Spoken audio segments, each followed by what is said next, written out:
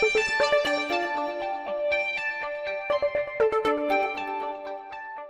hi, and welcome to Political Quickie, your political show that subjectively discusses current affairs in South Africa and all around the world. My name is Mapa Sikamura. So someone did ask me to cover the entire altercation between the EFF and the COP at the sauna, and I said, okay, how about I cover, the 2019 election manifesto and hoy the altercation in there somewhere. So in the foreword of their manifesto, the EFF states that they have the capacity to reclaim the economy, to expand productive economy, to create jobs, to give black people ownership, and to drive inclusive development. Now, we do know that their core purpose is economic freedom in our lifetime, but the theme of this particular 2019 election manifesto is our land and jobs now. The making of its manifesto is a combination of public hearings and consultations, its experience in government, as well as its founding manifesto. Now, the EFF says that it will combat inequality, poverty, and underdevelopment through reclaiming the land and distributing it fairly, as well as creating jobs. On the issue of land, because this is particularly the hottest issue when it comes to the EFF, they do want to amend Section 25, which is the property clause in the Constitution, right? And they would expropriate land without compensation. They would do this based on demographics, which means black people would own more land. According to the EFF, also 50% of the land would go to women and young people. Now, foreign ownership of land and rentals of residential land would be abolished, and also land in terms of industry, agriculture, and residents would be allocated for free. Mahala.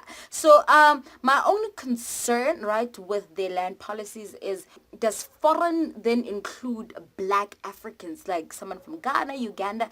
Will they be unable to own land in South Africa, considering that, the EFF is big on Pan-Africanism and working towards one Africa? So if Africans cannot own land in South Africa, that's contradictory to, the gospel of Pan-Africanism that you have been preaching. In terms of jobs, special economic zones would be declared by the EFF government, that is, and tax incentives would be introduced, as well as factory building allowances for companies who employ 2,000 people and more. And of course, 50% of the mineral resources extracted in the country would be beneficiated, processed, and added value right here locally in the country. And 80% of the goods procured by government would be local as well. There would be a 60% quota of local goods that would be imposed on shops to sell, and a 4,500 minimum wage would be introduced. On the issue of corruption, the EFF would introduce a 20-year sentence for any civil servant or public representative who is found guilty of corruption. Okay, they would also forfeit their savings and pension fund, and they would never be able to work in the public sector. They would also do away with the tender system and introduce an internal system that will help them carry out their function, which, wow. Okay. So also they would make the NPA, the National Prosecuting Authority, a Chapter 9 institution so that it can practice its functions independently without fear. In terms of women and the LGBTQI communities, they would ensure that there is a 50% representation of women in political participation, in leadership and managerial positions, as well as in economic benefit. They would also research how they can make the work that women do in the household a form of labor that contributes to the GDP economy and to the formal tax system. Okay, they would also establish gender neutral toilets in the public sphere everywhere that you go, as well as in schools and in the workplace. Transgender people would also be able to apply for a sex description change. My only caution is that I hope that the gender neutral toilets are an addition to the already existing toilets, because I, as a woman, do not feel comfortable going into a gender-neutral toilet only because, we live in a country that's allegedly or supposedly the number one rape capital in the world. In terms of the youth, 40% of government employees will be between the ages 18 and 35. Interesting, okay?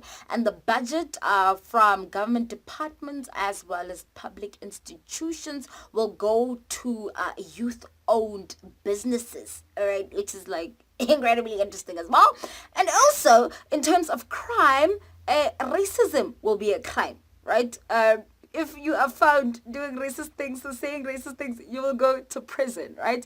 But coming from the school of, the black consciousness thought, I'm just wondering, because we believe that black people cannot be racist, does it mean that only non-black people will be punished for racism?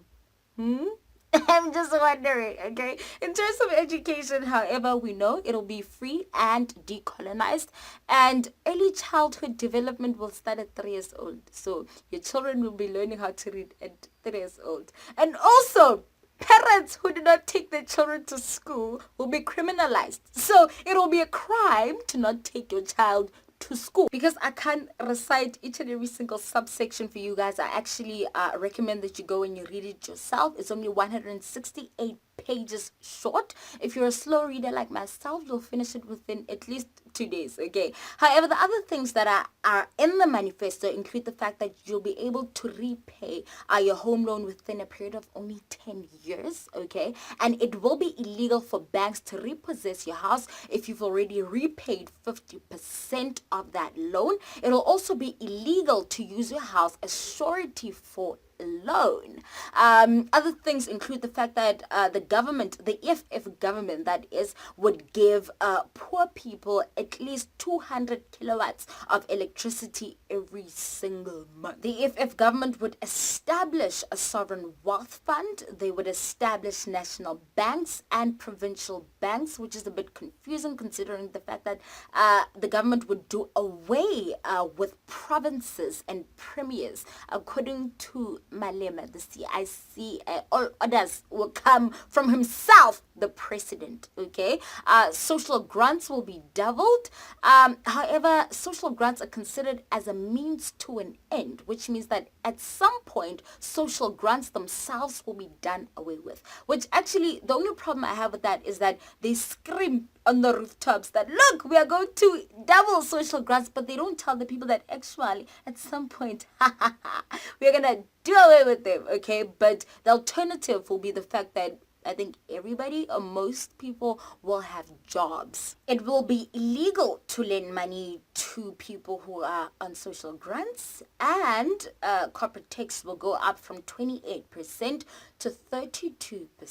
Right, so let's go back to the altercation between the EFF and the COP. So word on the street is that, okay, the EFF was out there walking out of Parley, and this COP dressed in a suit then, comes and says, guys, move to the side, because the president was on his way, and we need to make way for the president. Okay, so then the EFF was like, no, who are you touching and telling to move to the side?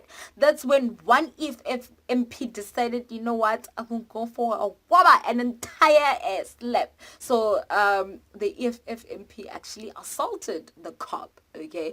The cop in this instance was a white man. So, you know what, one can argue and say because of the alleged tip-off that the EFF got, that apparently because they were planning to disrupt the sauna, and then apparently in the midst of the chaos, Malema was going to be assassinated. So one can say they were on guard and trying to protect their CIC, who was in the midst of the people who, the cop was telling to move aside.